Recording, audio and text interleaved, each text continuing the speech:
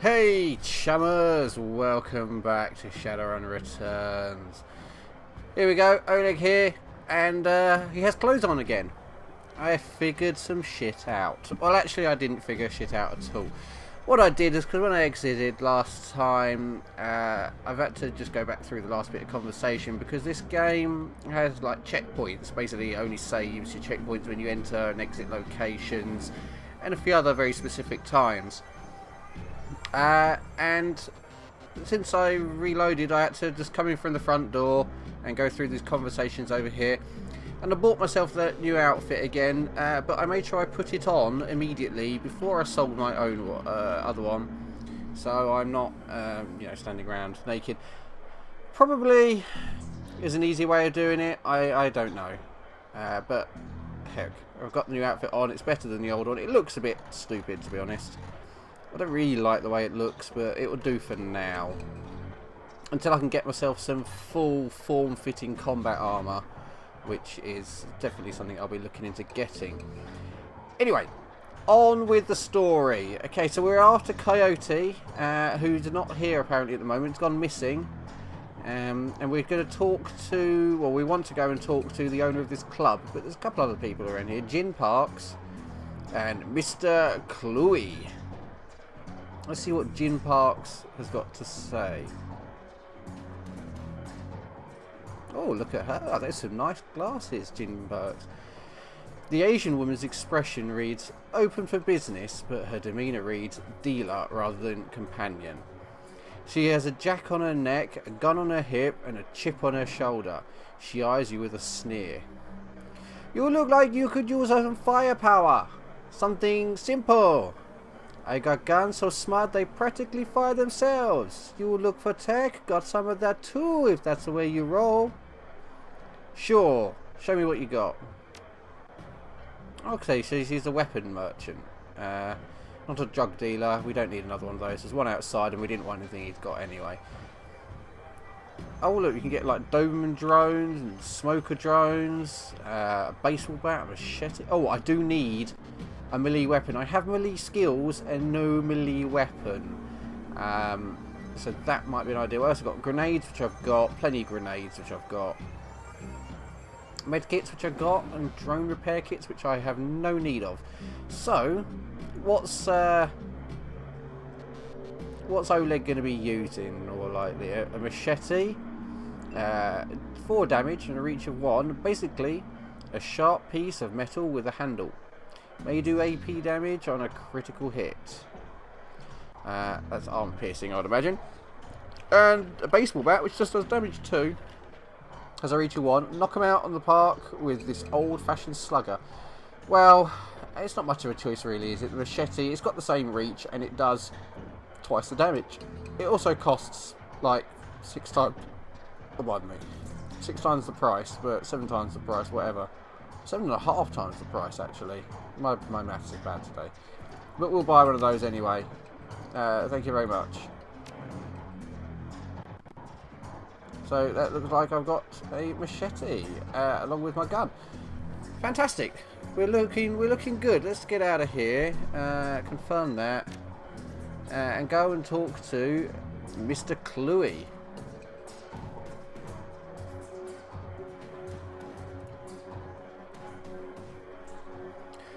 Posted at the doorway to the VIP section is a tower of troll muscle wrapped in an impossibly tailored suit.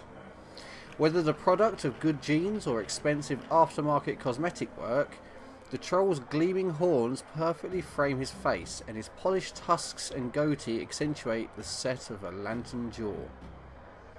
Welcome. Please behave yourself.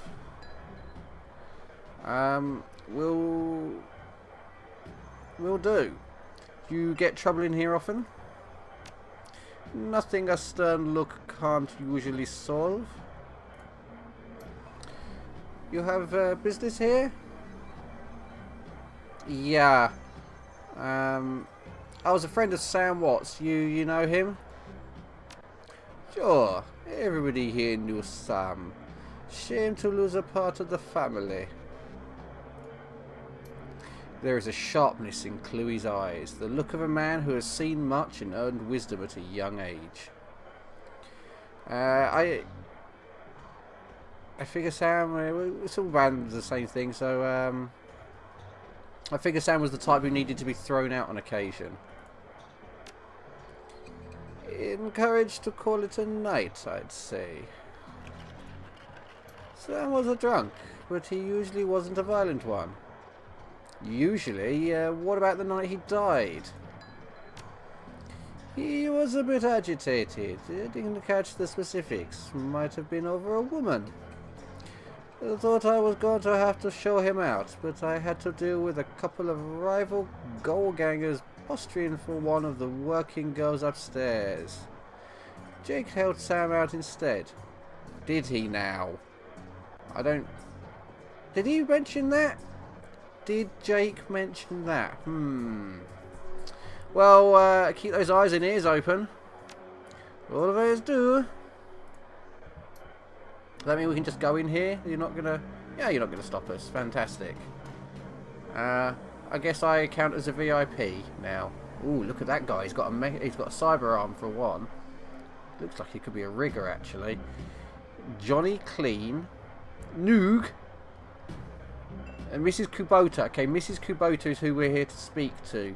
We've got Johnny Clean and Noog, and I want to speak to Noog because, well, of course, this is another troll. Hey, fellow troll. You have a lovely... Oh, wow. Mage, looks of things. Oh. Covered in glowing magical talismans and fetishes, the troll does not seem fully of this world. He mumbles to himself constantly, apparently participating in several conversations at once, but with entities you can neither see nor hear. Told you it's not like that at all. Bring me the proof and you shall have it. I am honoured, your majesty.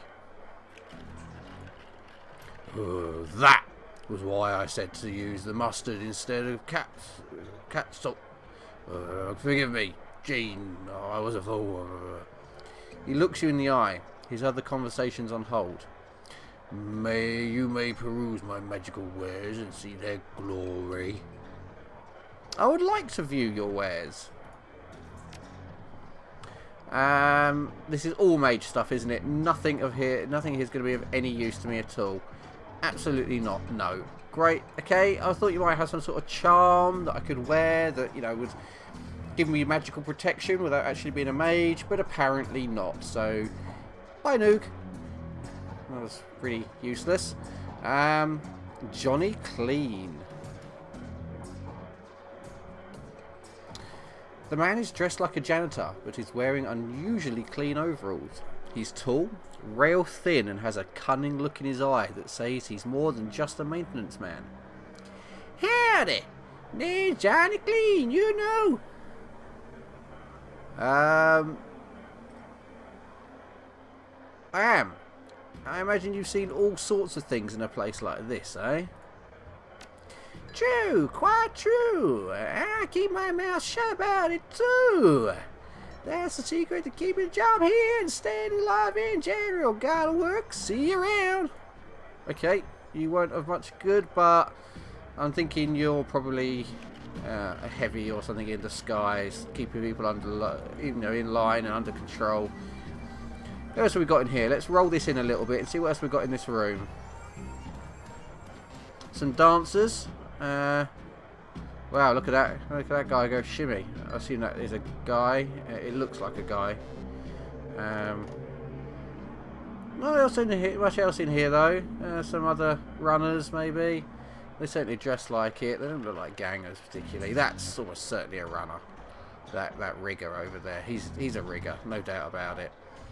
So, let's get out of the way here so I can actually see you. Mrs. Kubota. Mrs. Kubota watches you cross the room, sizing you up as you approach.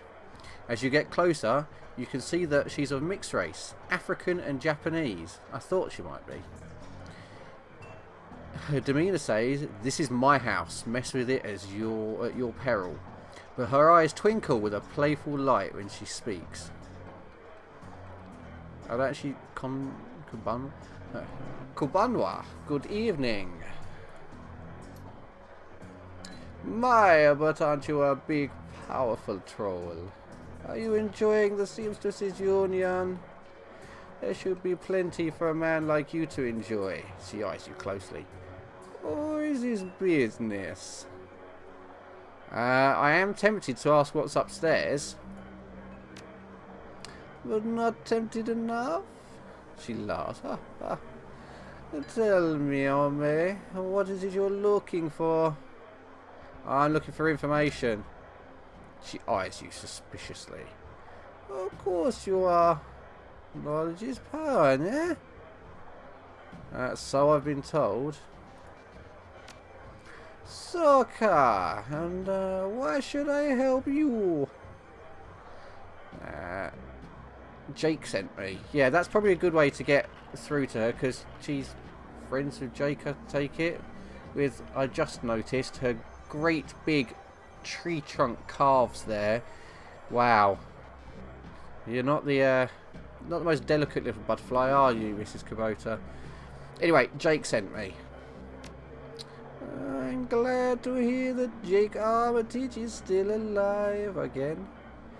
He lives in an interesting life. Very well. If Jake sent you to me, I will help.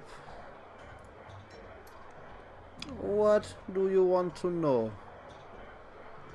Well, how well did you know Sam for a start? That's a good place to start, isn't it? I knew him. We all did. Sam was a regular here. Whenever he could beg or borrow enough nuyen to become altered in some way. Drugs, chips, alcohol, he didn't matter to Sam. As long as he was bent, he was always looking for his next fix. He clung to this place like it was his lifeline, and we treated him as part of the family, even if none of us truly liked him, except Coyote. Did you see Sam on the night of his death? He was here, quite inebriated, as he often was. Coyote was working bar that night, and she informed me that Sam was getting rowdy and belligerent with the other customers. When I requested he leave, he refused. My bouncer, Mr. Cluey, was off dealing with another issue, so I'd requested that Jake escort Sam out of the back door to the alley. That was the last I saw of either of them. Why is this place called the Seamstresses Union? For the benefit of all of you who might not know, I will ask this question, but I think I've got a pretty good idea. During the gold rush years, there was a census, and the politicians wanted as high a number as possible to gain power and revenue. To bolster their numbers, they decided to include all the working girls, of which there were many, to the rolls. However, given the times, they could not list the girls' true occupation, so they entered them all as seamstresses. I was right. When a girl... Sorry, 2 seconds. Something caught a bit in my throat there. A little swig of Fanta, maybe. Oh, that's much better. Right, sorry, all this talking does get my throat a little bit. Anyway, where were we? When a girl accumulated enough money to open her own place of business, she named it the Seamstresses Union, so potential workers would know that they would be treated fairly there. And thus, a rich tradition was born. So, you're a former seamstress? No. Perhaps when we know each other more, I will reveal more about myself. For now, enjoy the union. God, I hope she wasn't a seamstress, inverted commas. One more question. Can you tell me where to find Coyote? Her face darkens. Would that I could. I have not seen her in 2 days. She is a smart woman, and quite dangerous, but I fear for her. If she's dangerous, if she's smart, why fear for her? Well, she's dangerous, actually. Because we're all about the danger. Good old Oleg here. Troll on a mission. Please, if you're what I think you are, you know. There is always someone more dangerous. Her room is upstairs. If you are looking for her, I invite you to examine it. You may be able to uncover her whereabouts. I would not normally betray her privacy this way, but she's missed 2 shifts now and cannot be reached on her comm. It is unlike her. If something has happened, I would have an inaction on my conscience. Here is the key. Thank you. And you're going to get out of the way. Thank you again. Up we go.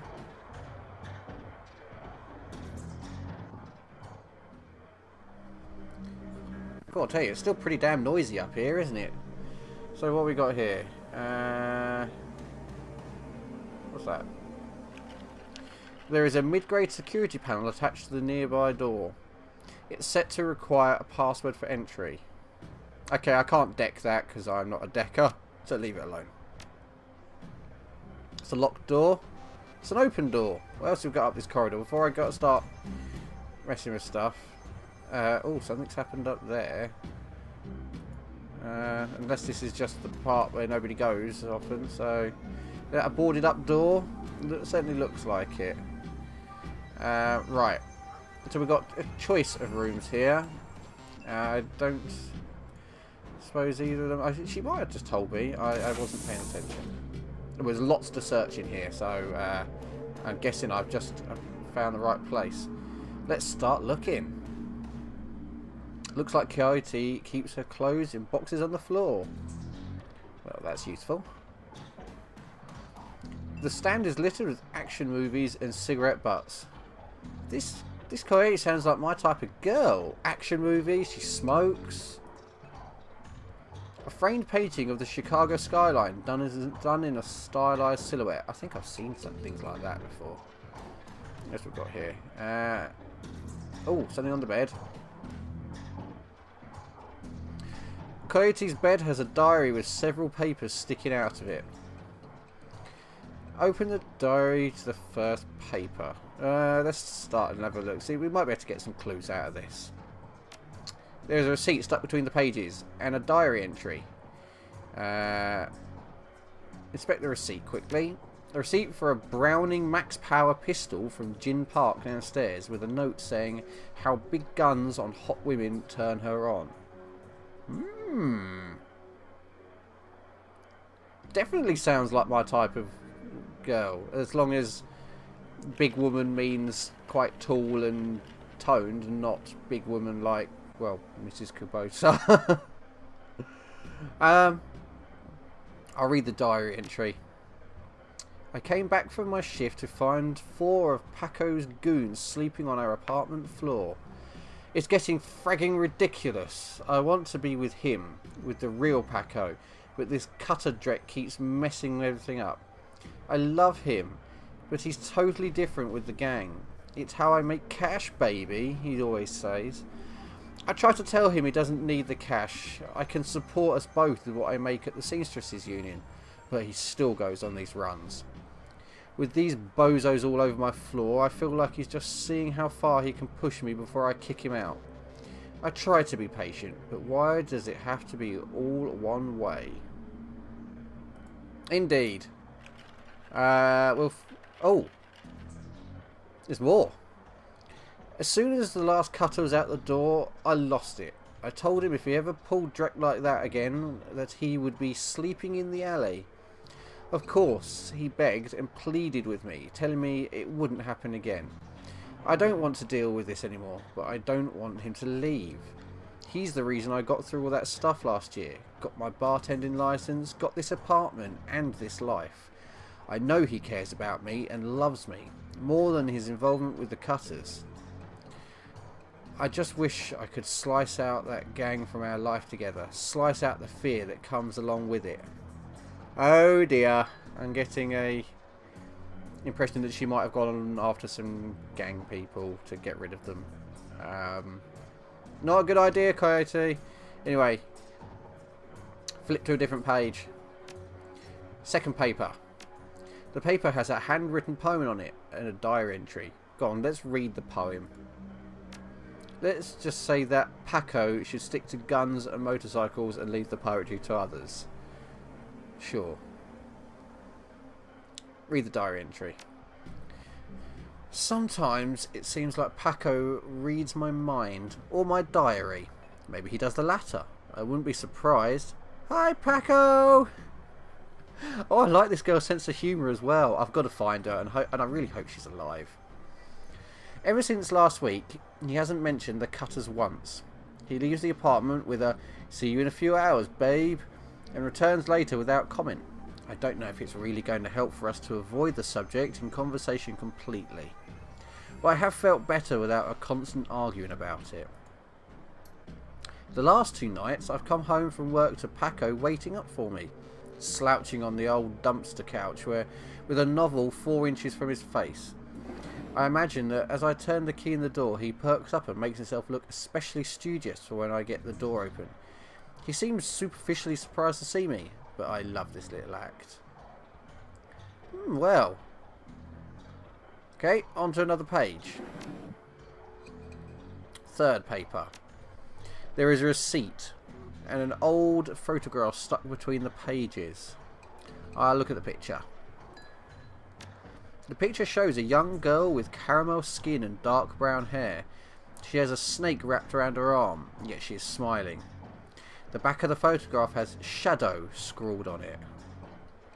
Okay, well that's another clue, I guess. We can start asking around about somebody called Shadow. We'll inspect the receipt. Oh yeah, it was a receipt and a picture. A COD receipt for a special order. £5 of zebra meat from Maury's Meat Emporium, located near Pike Place Market. Oh, that's another clue. Wow, we're doing good for clues. Right, different page. Fourth paper. A receipt for a wall safe installed near the bathroom door. Set to a combination of 342436. Please don't mean I say I have to remember that. Did I have to remember that? I probably do have to remember that. Right, 4, 3, 4. Oh shit. Oh god. I mean, it's only the other side of the fucking room, and I'm going to forget. I know it. 342436. Cool. 342436. Let's find this fucking safe before I forget. The broken mirror is hiding a small safe. Oh, there you go. Look, I've been put the code found in her diary. Right, it's remembered for me. Thank you, because I had actually forgotten already. The safe beeps cheerfully in response, and the door comes open. What's inside? Ooh, what's here? It's an item. It's a frag grenade. That's all it is a frag grenade. Not very useful. A computer might be, though. Yeah, you point at the computer, Oleg. It knows what you mean. Right, I can't deck. So, Coyote's computer is ancient. Probably fished it out of a junkyard. It doesn't even have a data jack, and the cracked display is covered with fingerprints. Tapping the keyboard causes the dust cake fans to spin up, only to display on screen password. Without the password, the only other button on screen is a password recovery option. Let's try password recovery. Please answer 3 security questions to reset password. Your first childhood pet. Right, oh. Okay, so we know it wasn't Paco, or was it, actually? Was the picture of the girl Coyote, which I hope so, caramel skin, oh yeah, please do. Which might mean that Shadow was the pet snake. Let's try. Bing, answer stored. Question 2, your favourite musical act.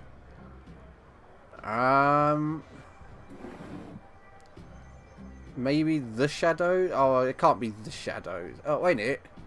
There's got to be something else in this room that I've sort of missed. Let's have a look around here. I don't see any clues, and I don't remember. That's a mirror, isn't it? I don't remember her saying anything in her diary. I reckon I can work it out, but I don't actually know this one. So we're going to go with